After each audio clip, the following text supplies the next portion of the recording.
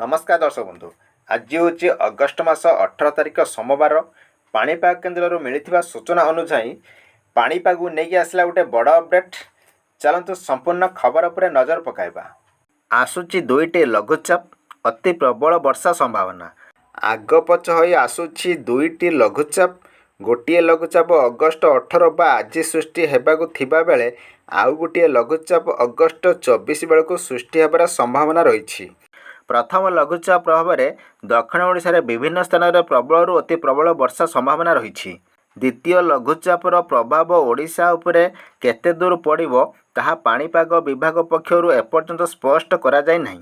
18-19 तारिख में कोरापुट, मालकानगिरी, नवरंगपुर एवं कलाहांडी जिले में किछि अंचल में प्रबल वर्षा संभावना रही।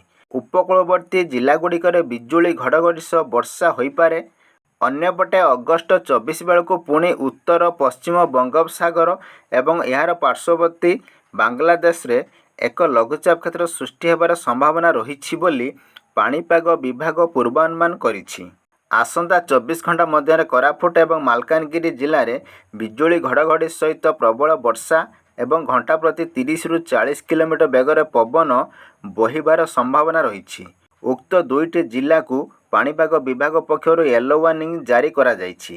सेबळे मयूरभंज, केन्दुझर, सुंदरगढ़, बालेश्वर, भद्रक, जाजपुर, केन्द्रापड़ा, कटक, पुरी, जगतसिंहपुर, खोर्धा, नयागढ़, गंजाम, गजपति, सुवर्णपुर, बौद्ध, नुआपड़ा, बलांगीर, कलाहांडी, कंधमाल, नवरंगपुर एवं रायगड़ा जिला को वज्रपात सहित वर्षा नहीं सतर्क सूचना जारी करा जायछि।